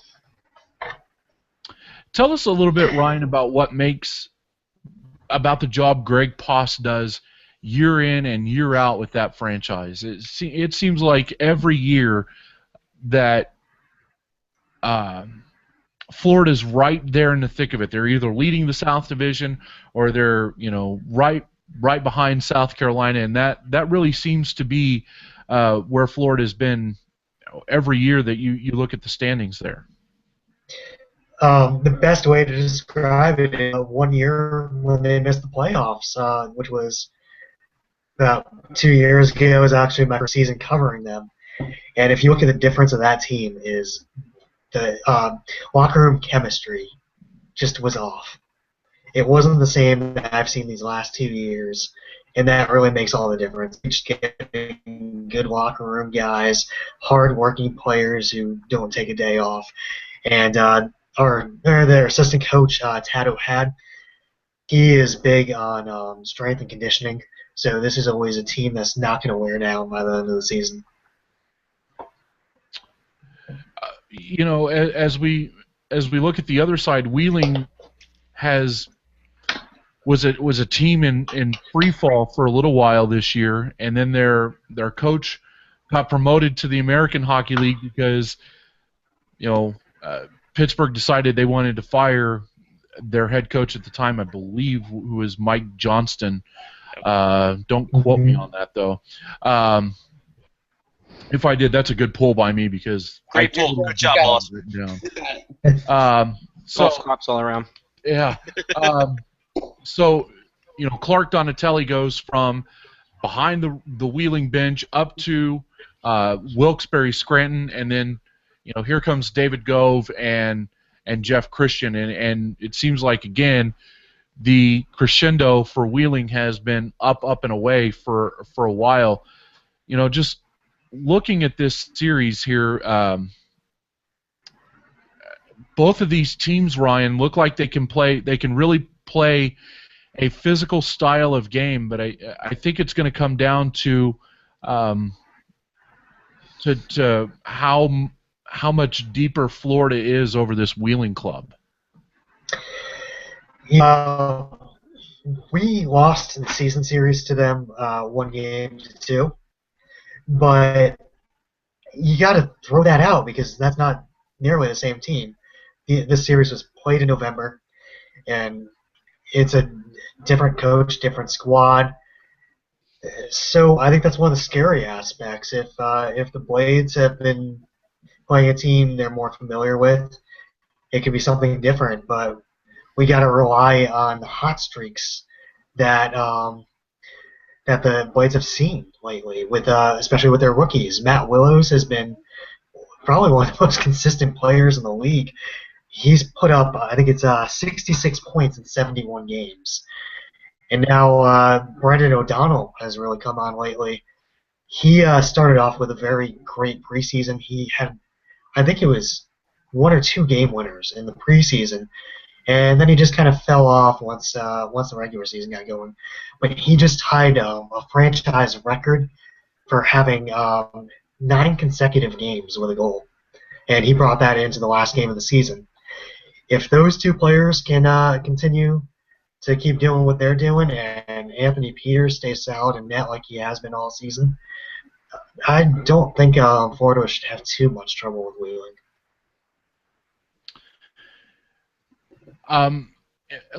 Go ahead. I was just going to say that. I mean, you look at what You Wheeling's been able to do is that Riley Brace has played very well. Cody Wido as a rookie has played pretty outstanding for them, but Frankie Polize is going to be the guy in net for Wheeling, and he's going to be the focal point, I think, for their team and to their success as well. I think that if the Nailers are going to advance, he has to be solid throughout, and then get a goal here and there from the guys up front. Yeah, that's a huge deal for them, and Matthew Maione as well. Talking about offensive defensemen, Colorado has those in bunches. Wheeling has them as well. Matthew Maione, 54 points in 43 games this season, and 44 of those points came in a Wheeling Nailers uniform. So I think, the one question I have is whether, and just looking at the team's plus-minus ratings, say about the statistic what you will, but it bears it out that this team really does need to play tighter defensively, especially if they're going to have a shot of beating this Florida team. And you're right, Scotty. Polize is going to have his work cut out for him for sure against the Everblades. Well, I mean, regardless of what they've got to do on the defense, what Wheeling has to do on the defensive side of the puck, I don't know if they have the scoring depth to take down a team like Florida. I mean, Florida's 4th in the league in goals against. We mentioned how good Anthony Peters has been, but I mean, outside, if they're able to take Riley Brace out of the equation, I just don't know if there's enough scoring depth on that Nailers roster to take down a team as talented as Florida is. Andrew, you've seen Florida quite a bit. What can you tell our viewers and listeners about Florida? Well, I think I'm a huge fan of good special teams, and Florida is one of those teams that's really good on the penalty kill, especially. They're actually better than the Stingrays on the road in terms of penalty killing. They're third in the ECHL on the road in penalty killing, and they're fourth overall in the penalty kill. So that will be a huge key for them to keep that going in the playoffs. As I said, they're actually the best team in the East in terms of road penalty killing. So I think that would be huge. And I think they just have to keep relying on their scoring. I mean, they had 13 guys with 20 or more points. So that's a lot of depth that they have. It's tough to defend that. It's going to be tough for Wheeling to contain all that scoring. So I think it'll be a tough series for Wheeling to kind of steal anything that they can out of that. All right, we'll go into our picks here for this series, and for me, the Everblades are good on both ends of the ice, allowing 2.43 goals per game and scoring 3.14. Both of those were in the top 5 of ECHL categories this year. So I think if they can get consistent goaltending out of Anthony Peters, and they can get the scoring and defense that they need to, combined with the physicality that Wheeling's going to bring and Florida will bring as well, I think that this will be a good series, but I think it goes 6 games for Florida. Yeah, I agree that I've got Florida in 6. It's kind of a weird matchup of 4 and 5 teams, with both teams being better on the road than they are at home. But I was able to watch quite a bit of Florida last year in the playoffs. I like the style of play that they have. They can be suffocating at times, and I just don't know if Wheeling is good enough on either side of the puck to really keep up with the Blades. I'll keep it rolling with Florida in 5, taking a game off from everyone else just to be a little contrarian. But I think Florida has the roster and the playing style that's going to just wear down Riley Blaze and Cody Wido very, very quickly. Andrew, how about you? I'm going to go with Florida in 5. I think they'll take control and not look behind, not look back. All right. Mark, how about you, buddy? I'll take Florida in 6. I really like the youth in this matchup. Peters and Wido and Willows. I really like how young both of these teams are going head to head. And on a technicality sake, when we're talking about affiliations, my career did start with the Charlotte Checkers. So nice little affiliation throw out there for the Everblades. I'm going to go with them in 6. Yeah, and we'll ask for a Jason. What is it? Jason Shar, I think. Jason Shia. Jason Shia. We'll ask for a Jason Shia story off air. And finally, Ryan, we'll leave it up to you since you're covering this series, whether you want to give a pick or not. Go ahead and do you want to go ahead and offer a pick on this since you're covering it for Naples Daily News? Just speculative. I would say Florida at 6, and two X factors here. If Charlotte does miss the playoffs, there's a very high chance that the Everblades will get Daniel Holtshore back. He was the leading goalie before his to the AHL. He led in almost every major statistic, so that could really shake things up, whether they're going to start Peters or start Holtshore. And also, one of the rookies out of college that they just got a few weeks ago, Greg Gibson. Small little guy like Matt Willows, freaking his pro debut, and the kid has a wicked shot for being as small as he is. So we could really see some depth scoring there. All right, sounds good. So sounds like everybody's going to take Florida in 5 or 6 games, but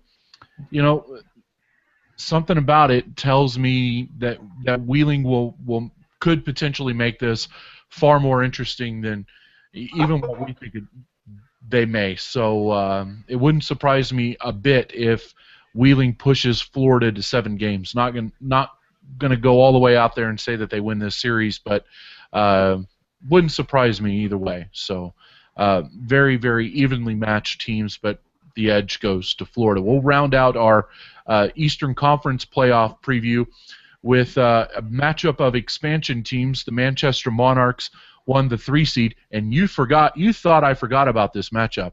The Manchester Monarchs, the number 3 seed in the Eastern Conference, against the number 6 seed Adirondack Thunder. Again, both of those teams are in their inaugural seasons. Manchester won the North Division Championship, and on paper, this is a matchup of 2 teams who really kind of backslid their way into the playoffs. Manchester finished 3-6-1-0, and Adirondack finished 3-7-0-0. But Adirondack has some reinforcements coming down to them from the American Hockey League, namely Mitchell Hurd, who scored 33 points in 32 games there, or 32 points in 33 games there this season.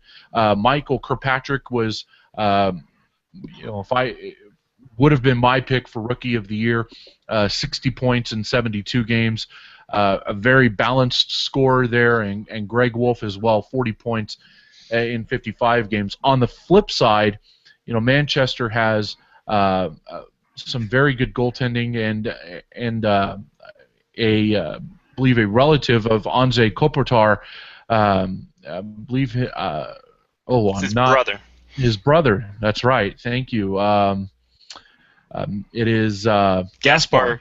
Yeah. Gaspar Kopitar, 33 points in 57 games with the Monarchs so far this year, and they are led by Maxim Kitson, 55 points in 65 games. So, Scotty, this will be the series that you cover for us. Break down what you've seen so far in your research on both of these teams. I think by the end of this, they don't want to see each other until at least October. They face each other 15 times this season, and that's most of any of these matchups that we've talked about. So familiarity breeds contempt, and that's what we're going to have here. One of the big things is what's Kel McLean going to do in net. I mean, Ken Appleby has been pretty stellar for him, but overall he has been very subpar with against the Monarchs, and Drew Fielding has really been the guy who stood out against the Monarchs, but I think they're going to go with Appleby just because of how, I guess, the stable of the two, if you can say that. But Fielding has played very, very well. The offense for Adirondack is going to go through Michael Kirkpatrick, who has been nothing less than stellar. Mitchell Hurd's going to help out a whole heck of a lot as well. So is Patch Albert, and that's going to be good for them on the blue line. But Manchester, they have the goaltending. Doug Carr has played amazing against Adirondack, 4-1-0. 235 goals against. So if Kitson and Kopitar can't get things going, I think they're going to be able to pick up the slack with Doug Carr back there. So it should be an interesting matchup just to see how quickly this boils over, because it's going to boil over at some point in time. It's just a matter of game 1 or the middle of game 2 if this is going to just completely turn into a gong show. First, I have the middle of the second period of game 1. Perfect. Done. We'll mark it down. I'll put 20 grand on all of your money. All right. Okay. All right. Andrew, how about you? One of the guys I really like is Kirkpatrick. One of the guys I thought was up there for rookie, or for one of the tough guys here this season. So I have a feeling that it's definitely going to boil over pretty quick. Like you said, they've seen each other a lot, so I mean, that's when it's fun. I mean, that's going to make this a fun series to watch, and I think Adirondack might surprise some people and might go a little bit further than people think. So, but yeah, we'll see. Yeah, I'm looking at their matchup here, and just off the top of my head here, that's 2, 3, 4. They played 8 one-goal games of their 15 this year. So it's going to be a lot of very tight quarter hockey, and that is where we often see the contempt developed among those sides. So if we're predicting multiple overtime games to come out of a series, I think that this is going to be the series where we see a lot of overtime games coming through. I think our Zamboni drivers are going to get a workout in this series, repaving the ice. So, you know, I am I'm interested in seeing how Manchester can key in on Greg Wolf and Michael Kirkpatrick and Patch Albert on the back end. I did watch Albert when he was in Missouri quite a bit, and Patch is a very solid offensive defenseman. I think there's, you know, his plus minus indicates that there's a little bit of maybe a discrepancy in his defensive game a little bit, but we'll have to see if that gets tightened up here toward the playoffs. But so, I mean, for me, those are the things I'll be watching for out of this series. Ryan, what about you? I'm interested to see if the Monarchs are just kind of in Appleby's head, and if so, or does Adirondack stick with him, or do they go to Fielding? If they stick with him and it's just not working out, and it could get ugly. And I think another thing that Adirondack needs to do is utilize Gunnar Hughes more. He was a guy who, when everyone went up to Stockton and when they got ravaged by injury, he was a guy who Kyle McLean decided to give a little bit more of a workload to, and he developed his game a whole heck of a lot as well. So I think Gunnar Hughes could be a dark horse in the series to look out for. All right, and Mark, you got anything to add on this one here, buddy? Actually, yeah. To be quite honest with you, I don't know much about these teams. I've never seen any of them play in person, but I'm looking at their stat breakdowns right now, and there are a couple of things that are really jumping off the page to me. For starters, both teams' road records outside of head-to-head, one overtime loss for Adirondack. Both of these teams have identical records head-to-head on the road. Mm-hmm. Which, I mean, that could be pretty interesting for two teams that can't stand each other. If we're putting money down on the second period of game one that they're just going to start absolutely destroying the snot out of each other, that this could be interesting to see how the road games play out. Another stat I'm looking at is when both teams lead after 2 periods, they have not lost once in regulation all season long. They are a combined 56-0-6. So the games, depending on how they go, could be decided after the first 2 periods of play, so you don't know about that. Lastly, head-to-head, I love talking about special teams. Both teams gave up just about the same amount of power play goals. Manchester scored 9, Adirondack scored 10, so you can't really go on percentages outside of however many power plays or penalty kills each other team got. But it's just interesting to see how on paper how identical both of these teams are, and they flat-out hate each other, so it's going to make it very interesting. And another thing is that you talk about, Mark, just the leading after 2, trailing after 2 as well. Adirondack just seems to fold up shop. So it's basically they're playing 2 periods because then they can go ahead and cruise. But after 2 periods, if they're trailing, they're 3-20, and it looks like 2 if my eyes don't deceive me. So 3-20 and 2. Yep. It's quite amazing how they just go into complete shutdown mode and wait for the next game if they're down after 2 periods. Does that surprise you that you're looking at a playoff team that is 3-20 and 2 after 40 minutes of play? That to me is a really telltale stat, and I think that to me kind of alludes to the lack of offensive firepower to get back into a game. Is that what that screams out to you guys as well?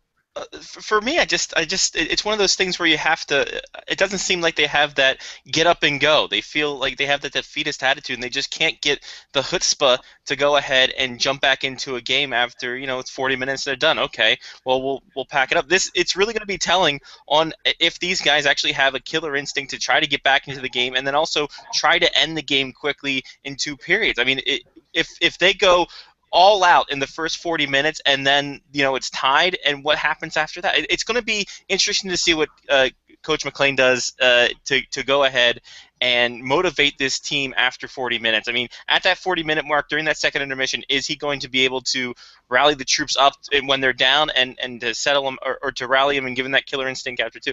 I'm kind of just rambled on there for a couple seconds because I lost train of thought. Holy crap. Okay, anyway, Matt, go ahead. All right. Hey, at least he admitted it. Yeah, that's true. Everybody's done that. I'm sure I've done it at least once tonight. So let's get into our series predictions here, and I'll lead off here. And since these two teams seen each other 15 times, by the end of Game 7, they're going to see each other 22 times. They're going 7 games, and I think Manchester wins this in 7. I think, yeah, it could go 7. It could also go 5 because some of these guys want to finish this early because they're tired of seeing these guys and just nail it down their throats. I'll go the other way. I'll give Adirondack a little bit of a nod, and I'll go ahead and pick them in 7 games. But yeah, it'll go the full Cobb. Anybody else want to jump in here? I'm gonna go with Adirondack in 7. I think they're gonna fight through any adversity and they're gonna take the series. I think it's gonna be a tough physical battle, but they're gonna get through it and they're gonna take in 7. I'm not going to pick a winner. I'm going to guess 7, though, and the only reason I'm not going to pick – well, the winner of this series will have less blood on their shirt. If everything that has been said tonight is true, both of these teams can't stand each other, and they will play a total of 22 times. Whoever has less blood on their shirt is going to win this series. Fair enough. Ryan, how about you? I think Manchester takes it in 6, but I'm not all too confident in that. I don't think anybody here is terribly confident in their predictions for this series. How about you, boss? This is the only upset I picked in either conference, and I'm taking Adirondack in 6. All right, sounds good. So it sounds like we all agree it's going to be a long series here. This 3-6 matchup of North Division rivals, Manchester and Adirondack, and that gets underway on Wednesday night. And Scotty Waz will be covering that series for us. He'll have his preview of this series up on the sinbin.net on Wednesday morning. The final series that we're going to talk about here of the quarterfinal round is out west, and this matches up the defending Kelly Cup champion Allen Americans with a 41-24-7 record against the two-time Kelly Cup champion Idaho Steelheads with a record of 38-24-10. That two-time was an homage to Tommy Daniels, who has the best championship call I've ever heard after the Americans won their second Central Hockey League title. He went, "You're two-time CHL champion." So there you go, a doff of the cap to you, Mr. Daniels, for that excellent call, and he did it a lot better than I did. So anyway, Idaho is making their 13th straight postseason appearance, and that is the longest active streak in the ECHL. And Allen is beginning their defense of their Kelly Cup championship that they won in 7 games last season. This series will get underway Thursday night at the Allen Event Center. They'll play Thursday, Saturday before the scene shifts to Idaho for the next 3, which begins 3, 4, and 5 if necessary. Will go Wednesday, Friday, Saturday at in Boise. So for me here, the key to this series, if Allen is going to advance, is who can step up behind Chad Costello and help him shoulder the offensive load. The ECHL scoring champion has as many assists, 79, as games played, 72. To me, that's going to be a linchpin in this series. We know Costello's going to put up his points, and I think we're really starting to see a coming out party with David Mikowski. He was paired with Matthew Register for the 2 games that I watched between Allen and Missouri, and Register's really helped Mikowski become a true offensive defenseman there on the back end. So it remains to be seen if we're going to see Riley Gill and Joel Rumpel in this series, or if we're going to see Riley Gill or all Joel Rumpel, or a combination of both in this series. On the other side, I think that Idaho is is very balanced team, but I don't know if they necessarily have the offense to play with Allen, especially when Allen gets Gary Steffes, Casey Pierre-Zabatel, and Gregor Hansen going. I just that to me, like I said, is going to be the linchpin to this entire series. Matt, you mentioned the big if in this series is if Allen can get Piero Zabatel, Steffes, and Gregor Hansen going. They've been waiting for that all season. I know, Hansen has spent some time up in the ECHL, only had 33 games with Allen this year. But the big story around Allen has been their inability to score goals, their inability to give pucks to the net, and they've really struggled on the offensive side of the puck. So to me, your initial statement is spot on. Who is going to step up behind Chad Costello to be another guy to lean on? Because right now they don't have another guy to lean on. Gary Steffes, a year after putting up monster goal numbers, came back down to earth a little bit. Does the loss of Aaron Jens is this where it starts to rear its ugly face? I mean, that's a huge loss for Allen that really hasn't gotten enough talk. So if Allen wants to make another deep run and defend their title, they're going to need more than Chad Costello this time of the year to carry them offensively.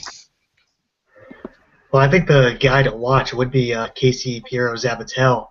The Everblades acquired him at the trade deadline last year, and he really stepped it up once the playoffs hit, and he started leading that team in scoring a little bit when they needed it. So he's not a fast guy, but he's a very big and offensively skilled guy. I wouldn't be surprised to see his numbers go up more than they were in the regular season.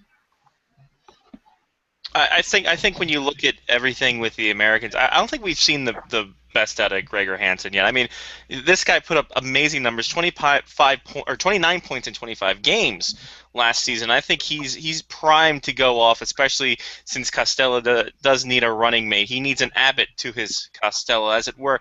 And I think Waka. Thank you, buddy. I'm here all week. Try the veal. The interesting part about all of this is can Steve Martinson actually work his magic once again? I mean, he's a guy who 3 straight championships over 2 leagues right now. Can he keep the streak going, or is this where his luck runs out? Yeah, I'm the same way. But every time I go to pick against the Allen Americans, whether it was in the Central League or now in the ECHL, every time I've gone to pick against them, they've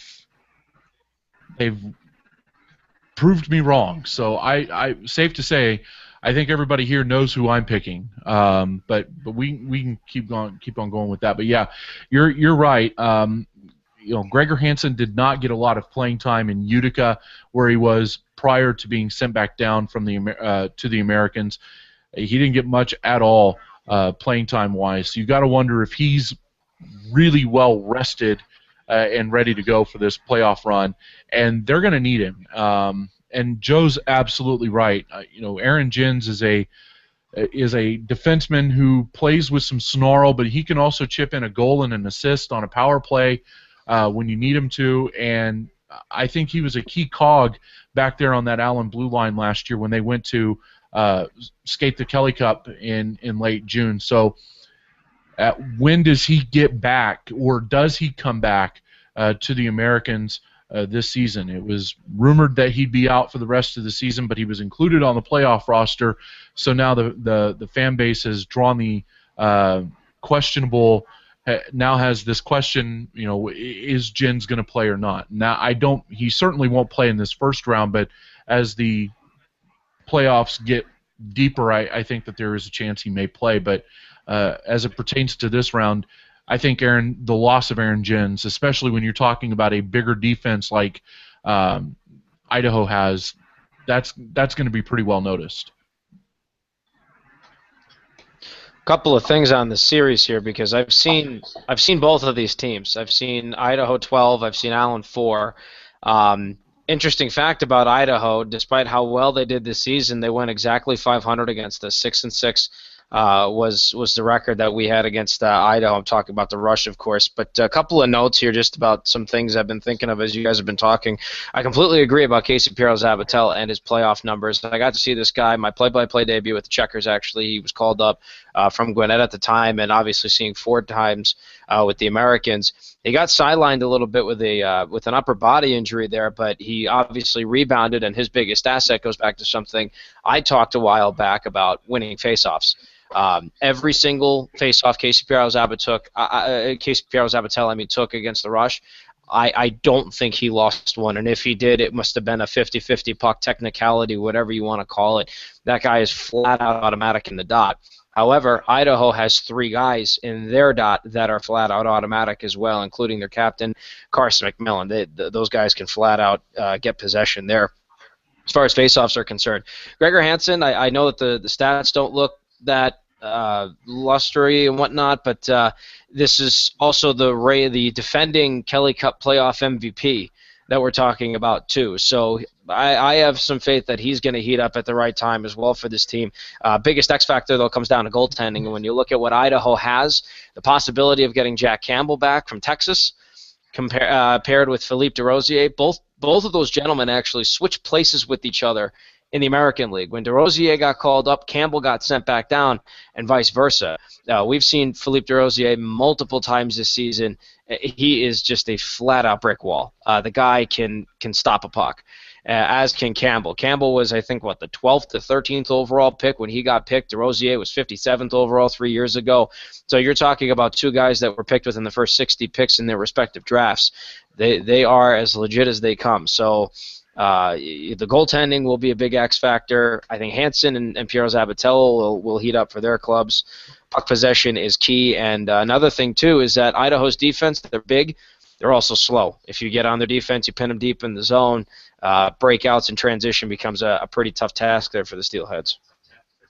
The other thing I'm looking at here as well is the special teams, and that seems to be a theme here for some of the more physical series, and I think that this will be one as well. In the regular season, Allen had the league's best power play, 21.1%, and the third best penalty kill, 86.4%. Idaho was the next team above them with an 86.5% penalty kill. Specialty teams could be a major factor in this series, especially the longer it goes. Yeah, and I mean, you look at what Idaho's done on the power play, which not so good, 22nd in the league, and their big gun there was Jefferson Dahl. I mean, this is a team that if you get them on the power play, they might want to decline it because they're not that good at it. Whether that changes in the playoffs and they up their ante, but it probably might not matter. I mean, Allen's penalty kill is rock solid. They'll pin you down, and it could be a war of attrition on the penalty kill. I mean, whose penalty kill flinches first could be the deciding factor in everything. That's what I do believe. Joe, how about you, buddy? You got any views on this series? You've obviously looked at Allen quite a bit this season. Yeah, I've seen quite a bit of the Americans. I mean, I too think that you're going to see guys like Gregor Hansen and Steffes step their games up. I think Tristan King's another guy that could play some big time minutes and be a part of some big moments for this team. He's played really well against the Mavericks this year. Vincent Arsenault is another guy that can kind of be a game changer. Guy really loves to throw his weight around, but can also find the back of the net. Chad Costello. We talked about him all season, but he is a guy that can dictate not only the pace of the game, but the style of the game that the Americans are going to play on any given night, which can change on any given night. So I'm not betting against the All-Americans by any means. A little fun fact for the four seasons that I've covered an entire season of AA hockey, the Americans have appeared in the championship finals every year. They've won it 3 of those 4 years. So it will be nice to cover a final series that doesn't involve the Allen Americans. But I still think they get through this first round. I think they get through Idaho, and they seem to have guys step up when they need them the most. Steve Martinson, his resume speaks for itself. He seems to find a way and get the most out of his guys at the most important times. And to me, I think that this series is no different. All right, prediction time, because we have got to get going here. We've gone way over. I will, typical. I will lead off, and I will say that it's a slugfest, and Allen wins this series in 6 games. Yeah, I'm gonna take Allen, but I'm gonna take Allen in 7 games. I think that they struggle to score some goals early in the series, but figure it out and put Idaho away in 7. Go ahead and give me the Allen Americans in 6 games. I think that's just Chad Costello will find a way to break through. Gregor Hansen will find a way to break through, I think their goaltending is a little bit better than Idaho. If Jack Campbell doesn't come back, I think they'll put an onslaught on Idaho. Ryan, Andrew, how about you guys? I'm gonna say Allen in 5, but I'm more interested in if Idaho does win. Is Costello still the playoff leading scorer? And I'm let's see, the Allen series with the Stingrays last year is still firmly in my mind. A lot of pain as a former employee of the Stingrays. But one guy we haven't talked about a lot is Spencer Rosick. He was 3rd on the Americans in scoring in the playoffs. I think he might be kind of a dark horse to get some points there for the Americans, and I think they will end up winning the series in 6. Excellent point by your part, Andrew, on Osachuk. There are 21 points in 25 games last year in the playoffs, and Vincent Arsenault as well, known for chipping in the timely goal or assist.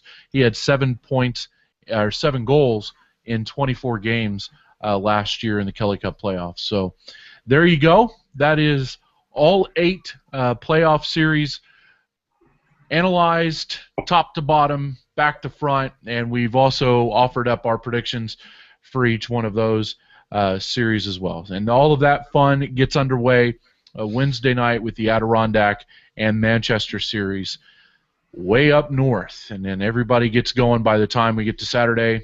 Playoffs will be in full swing, border to border across North America. So, Mark, we got a little bit of time here left. Go ahead and share that funny St. Charles story you had there for us.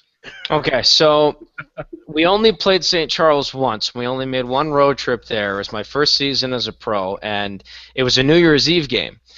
We get down there the day before the game, Monday morning, because that's normally how our trips would go. So we left Sunday night, got there Monday morning, go to morning skate, and there's no ice. It's covered in grass.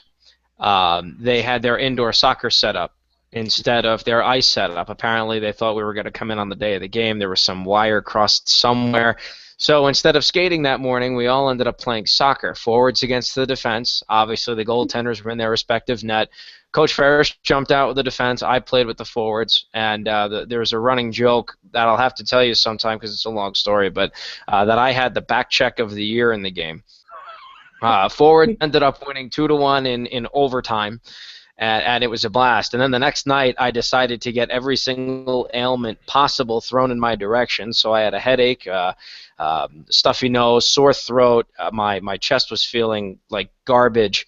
Go into the game. We're down 3-1, and keep in mind this is the probably the worst team to have ever been fielded in professional hockey. Don't quote me on that stat because I'm sure there's one that was way worse, but 11 wins in 66 games pretty much speaks for itself. So we're down 3-1 in this game, and all of a sudden Winston Daychief decides that he wants to be a part of the action, who's now our captain. So he scores bar down to make it 3-2 at the end of the second. We go to the third period. 2.5 minutes to go, Rusher on a power play. Winston scores a power play goal deflecting the puck in front of the net. And originally, I think it was Jake Brank was the ref or Zach Blazik. Wouldn't surprise me between the two of them. They waved the goal off. Winston is 6'1" and deflects the puck in with his stick at his knees, and they said it was deflected on a high stick. Tim, you all know Tim Atchison, my color analyst, former professional referee, gets so mad that he throws a chair in the booth. And it came dangerously close to the off-ice officials. So I'm trying to make sense of why in the heck this goal has not been counted. Turn to Tim, and I just see the stand-up chair flying. So the officials, believe it or not, I had no idea that they had the wherewithal for this. They got together, conferred, and they ruled it a goal. So now we're tied at 3 with about 2.5 to play. Tim calmly picks up the chair and dusts it off, and even said on the air, I may or may not have thrown a chair in the booth, and you can hear it plain as day on the tape. I'll have to clip it off for you guys sometime, but you can hear it plain as day.